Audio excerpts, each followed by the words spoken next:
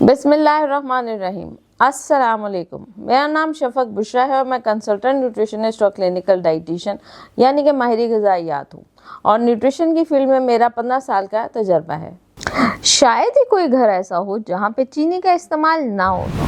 सुबह से लेकर शाम तक हम पता नहीं किस किस चीज़ के अंदर चीनी का इस्तेमाल करते हैं। हालांकि आपको पता है कि चीनी को व्हाइट पॉइजन या सफ़ेद जहर कहा जाता है। तो अगर चीनी जहर है तो क्या हमारे पास इसका कोई अच्छा नेमुल बदल मौजूद है जो जायके में भी अच्छा हो, मीठा भी हो और उसका कोई साइड इफ़ेक्ट भी ना हो?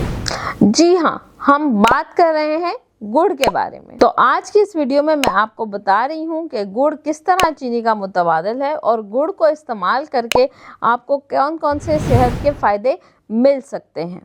तो बात शुरू करते हैं गुड़ के फ़वाइद के बारे में।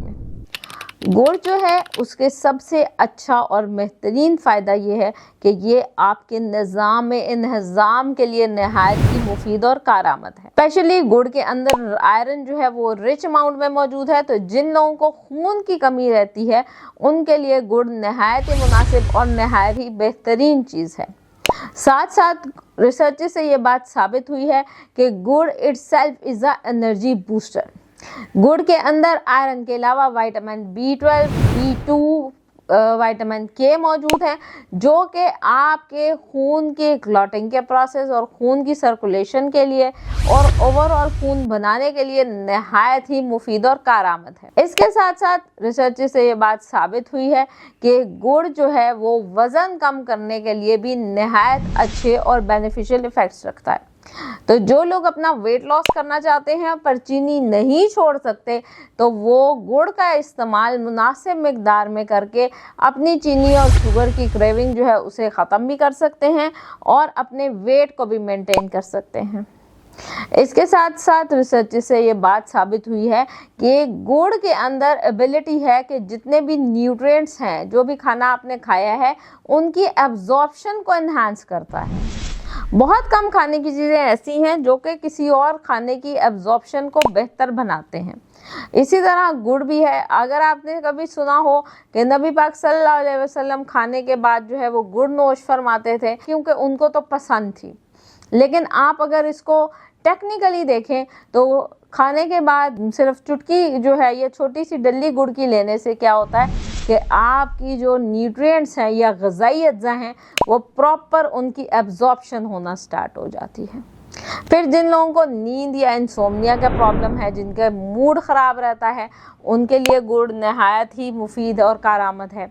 इसी तरह गुड़ के इस्तेमाल से जो ब्रेस्ट फीडिंग मदर्स हैं या जो ख़वातीन या बच्चियां जिनको मेंस्ट्रुएशन साइकिल के दौरान बहुत ज़्यादा पेन होती है, बहुत तकलीफ़ होती है, तो उनके लिए भी गुड़ नहायत ही कारआमद और बेहतरीन है।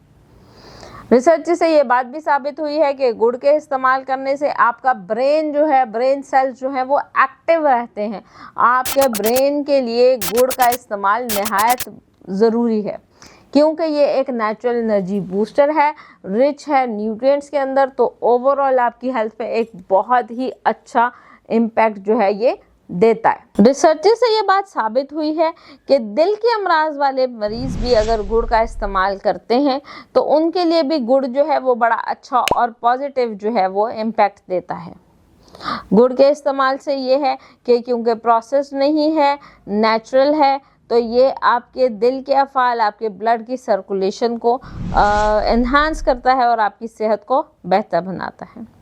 इसके साथ साथ रिसर्च से ये बात भी साबित हुई है कि दमे के मरीज़ों के लिए भी गुड़ जो है वो नहायत ही मुफीद और कारआमद चीज़ है।